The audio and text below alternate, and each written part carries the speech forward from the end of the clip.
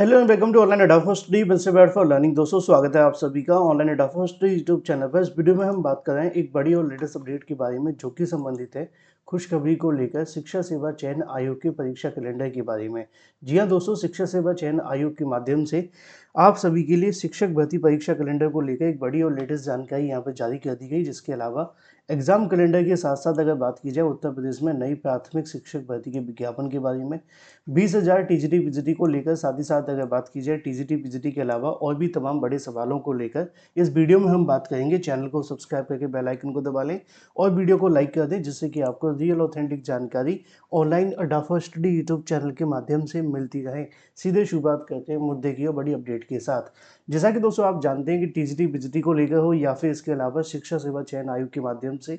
जब भी कोई नई और बड़ी अपडेट सामने आती है तो मैं आप सभी के लिए उससे संबंधित जो वीडियो बना तो देता हूँ, लेकिन साथ ही साथ आयोग के माध्यम से क्या जानकारी आ रही है उसके बारे में भी आप सभी को जानकारी मिलना बेहद आवश्यक है, क्योंकि वहीं से आपके लिए जो कंफर्मेशन है मिल पाता है। समाचार पत्रों में जो जानकारी निकलती है उसकी कितनी सच्चाई है, शिक्षा सेवा चयन आयोग के माध्यम से आयोग का इसको लेकर क्या कहना है, आयोग की तरफ से क्या बयान दिया गया है, वो भी जानना उतना ही आवश्यक है। अब बात कर लेते हैं मुद्दे की। मुद्दा ये है कि टीजीटी पीजीटी के साथ साथ अगर बात की जाए उत्तर प्रदेश में नई प्राथमिक शिक्षक भर्ती के विज्ञापन को लेकर 50,000 नई प्राथमिक शिक्षक भर्ती के साथ साथ 20,000 टीजीटी पीजीटी के बारे में, प्लस टीजीटी पीजीटी के अंदर नई भर्ती या पुरानी भर्ती में पदों को जोड़ने के बारे में एक बड़ी जानकारी सामने निकल कर आ रही है। मैंने आपको बताया भी था कि जब शिक्षा सेवा चयन आयोग ने एक बैठक की थी, उस बैठक के अंदर भी इन मामलों को लेकर बहुत सारी जानकारी देखने के लिए मिली थी। शिक्षा सेवा चयन आयोग ने एक बड़ा बदलाव ये भी किया है कि नियमावली के अंदर एक बदलाव और कर दिया गया है, जिसकी जानकारी मैंने आप सभी को पहले ही दे दी गई थी कि शिक्षा सेवा चयन आयोग के माध्यम से जो टीजीटी पीजीटी विद्यालय होते हैं वहाँ पे जो शिक्षक की सेवा सुरक्षा होती है उससे संबंधित बदलाव नियमावली में करने को लेकर जो कमेटी है उसका गठन कर दिया गया है, जिससे कि इस मामले को लेकर जो चीज़ें वो स्पष्ट हो जाए। लेकिन नियमावली में तो बदलाव किया जा रहा है, प्लस एक जानकारी आज ही के अलग अलग समाचार पत्रों में निकली थी और इसको लेकर बहुत सारे अभ्यर्थियों के मन में सवाल था कि क्या हमेशा की तरह उत्तर प्रदेश के अंदर भर्तियों को लेकर जो जानकारी वो निकल कर आती रहती है, या फिर हमेशा की तरह अभ्यर्थियों को गुमराह करने का प्रयास किया जा रहा है। जिसमें ये कहा गया था कि शिक्षा सेवा चयन आयोग को 1 सप्ताह का समय दिया, शिक्षा सेवा चयन आयोग ने 1 सप्ताह का समय दिया है और 1 सप्ताह के समय के अंदर जो निदेशक हैं उनके माध्यम से शिक्षा सेवा चयन आयोग को सभी रिक्त पदों का जो अध्याचन है भेज दिया जाए, चाहे वो प्राथमिक हो, माध्यमिक हो या इसके अलावा उच्च शिक्षा के अंदर रिक्त पद हो। इन तमाम रिक्त पदों का जो अध्याचन है वो शिक्षा आयोग को भेज दिया जाए। सवाल ये था कि इसके बारे में कितनी सच्चाई है और इससे संबंधित शिक्षा सेवा चयन आयोग का अपना क्या मत है।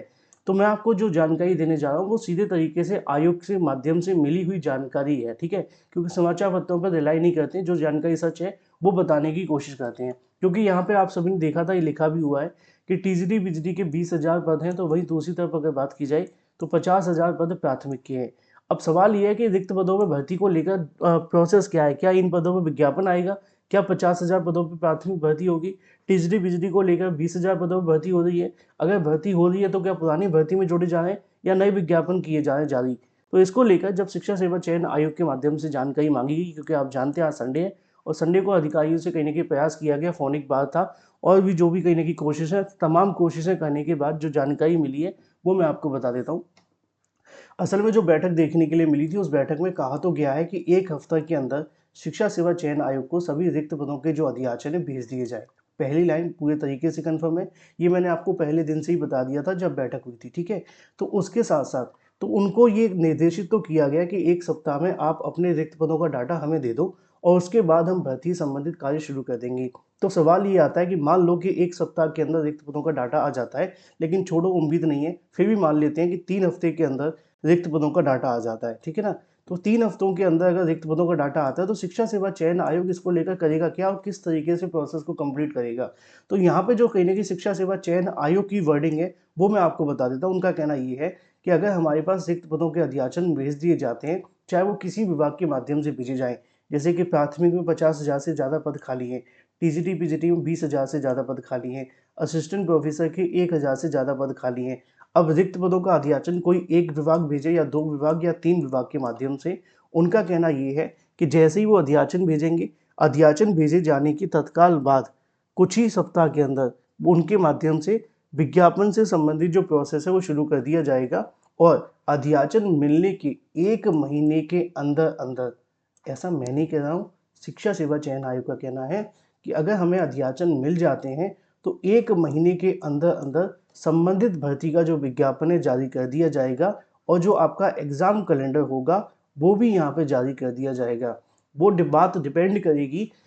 कि एक भर्ती का अध्याचन जारी हुआ है तो एक के साथ में कैलेंडर आ जाएगा, क्योंकि टीजीटी पीजीटी असिस्टेंट प्रोफेसर भर्ती को ऐड कर दिया जाएगा। और अगर 2 भर्तियों के आते हैं तो उनको जोड़ करके आपका जो एग्जाम कैलेंडर है विदिन 1 मंथ शिक्षा सेवा चयन आयोग जारी कर देगा। मुझे पता है कि आपके मन में ये सवाल होगा कि वो बात तो सच है कि चलो शिक्षा सेवा चयन आयोग 1 महीने में विज्ञापन जारी कर देगा, सवाल ये है क्या रिक्त पदों का अध्याचन 1 सप्ताह में मिल पाएगा? तो इसका जो जवाब है वो कहीं ना कहीं कह सकते हैं कि थोड़ा सा न्यूट्रल है, या यूँ कह सकते हैं कि ये डिपेंड करता है सरकार के ऊपर कि क्या सरकार के एजेंडे में नई भर्ती का विज्ञापन है, क्या सरकार के एजेंडे में 50,000 नई प्राथमिक शिक्षक भर्ती है, या टीजीटी पीजीटी के जो 20,000 से ज़्यादा पद खाली हैं जिनकी जानकारी समय समय पर गुलाब देवी शिक्षा मंत्री ने दी है, क्या वो इन पदों को विज्ञापन जारी करने के लिए तैयार हैं, या ये सिर्फ कहीं न कहीं अधिकारी और सरकार और जो कह सकते हैं कि शिक्षा सेवा चयन आयोग है, उनकी तरफ से कह सकते हैं कि समय निकाला जा रहा है भर्ती को लेकर, क्योंकि आयोग के हाथ में कुछ भी नहीं है।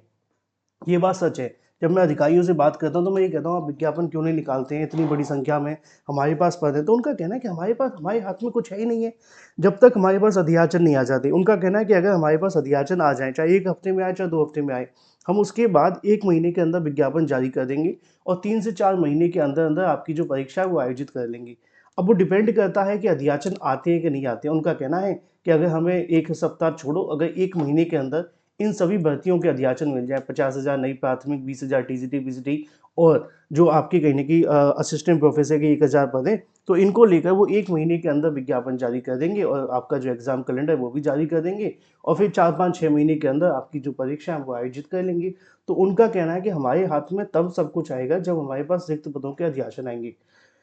जब तक रिक्त पदों के अध्याचन नहीं आ जाते तब तक किसी भर्ती को लेकर विज्ञापन जारी कर पाना संभव नहीं है। अब उन्होंने कहा तो है कि 1 सप्ताह विज्ञापन जारी करने के लिए अध्याचन भेज दो। अब इंतजार है कि 1 सप्ताह में क्या होता है। 1 सप्ताह आप सभी जानते हैं मार्च में खत्म होगा स्टार्टिंग में, और उसके बाद अगर अध्याचन नहीं आए तो फिर एक बैठक हो सकती है, क्योंकि अभी तक तो बैठकों का दौर जारी है।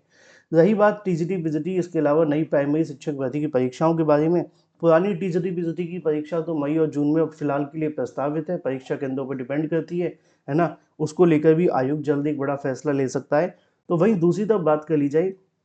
कि 50,000 प्राथमिक शिक्षक भर्ती कब तक आ सकती है, अगर आती भी है तो। तो जहाँ तक मुझे लग रहा है 50,000 प्राथमिक शिक्षक भर्ती वो आप सभी को वैसे तो आने के लिए कभी भी आ सकती है, चाहे सरकार आज मंजूरी दे दे विज्ञापन आ जाएगा, लेकिन उनके मन में अभी लग नहीं रहा, क्योंकि वो जानकारी कहीं पर भी नहीं है, ना बजट के अंदर दे रहे हैं ना विधानसभा के अंदर दे रहे हैं। तो ये सारी चीज़ें देखा जाए तो ऐसा लग रहा है कि नई प्राथमिक शिक्षक भर्ती के लिए विज्ञापन जो होगा वो आपका जो देखने के लिए मिलेगा मई और जून के बाद ही आएगा। ठीक है, मई और जून के बाद, है ना। अब वो बात अलग है कि सरकार चाहे तो आज ही मंजूरी दे दे विज्ञापन भी आ जाए, लेकिन वो लग नहीं रहा ना, अभी सरकार की ऐसी मंशा दिख नहीं रही है, उस पर डिपेंड करता है। ठीक है, रही बात टीजीटी पीजीटी एग्जाम को लेकर, अगर 20,000 पद आ जाते हैं तो पद जोड़े जाने की संभावना अभी के लिए ना के बराबर है। मैं आपको बता दूं, अधिकारी कहते हैं कि हम पद जोड़ने के लिए कोशिश कर सकते हैं, लेकिन वो सब सरकार के हाथ में होता है कि इन पदों को जोड़ना है कि नहीं जोड़ना है। तो मुश्किल है कि अगर टीजीटी पीजीटी के नए अध्याचन मिलते भी हैं तो उन पदों को पुरानी भर्ती में जोड़ा जाए। कोर्ट का मामला अलग है, कोर्ट के हाथ में तो पावर है, वो चाहे कुछ भी कर सकते हैं, ठीक है ना। वो आदेश दे दें और सरकार माने ना माने वो बात अलग है, लेकिन वो आदेश तो दे सकते हैं। लेकिन आयोग अपने स्तर से पद नहीं जोड़ सकता, ये भी सच है। तो जो पुरानी भर्ती है उसकी परीक्षा तो शायद अलग ही होगी जब तक कोर्ट कोई आदेश ना दे दे या सरकार ना कोई पदों को जोड़ने के लिए आदेश दे। ठीक है, ऐसा मैं नहीं, ऐसा अधिकारियों का कहना है कि मुश्किल है कि पद जोड़े जाएंगे, लेकिन जो भी चीज़ें होंगी उससे संबंधित कार्य किया जाएगा, लेकिन ये सारे कार्य होंगे अध्याचन मिलने के बाद। तो फिलहाल के लिए आप मई और जून तक के बाद ही मान के चलें कि नई प्राथमिक शिक्षक भर्ती आएगी, ठीक है ना। अगर अध्याचन मिल भी जाते हैं तब भी कम से कम अप्रैल और मई तो वैसे ही आ जाएगा। अब उम्मीद तो अभी लगा नहीं सकते कि भाई प्राथमिक के अध्याचन मिल जाए, क्योंकि सरकार प्राथमिक के नाम पे वोट लेती है, आप जानते हैं, है ना। और वोट लेने के लिए भी कोई चुनाव भी नहीं है, ये भी सच है। और 2022 में तो प्राथमिक भी नहीं दी, वोट भी ले लिए। तो ये सारी चीज़ें डिपेंड करती हैं, जो जानकारी अधिकारियों से मिलती है मैं आपको बता देता हूँ, जो सत्य है वो आपको बता दिया गया है। अब लिखा तो है कि 1 सप्ताह के अंदर अध्याचन भेज दिए जाएँ, लेकिन अभी लग नहीं पा रहा कि इतनी जल्दी आ पाएंगे। फिलहाल जो भी अपडेट होगी मैं आपको दे दूंगा। Thank you for watching this video.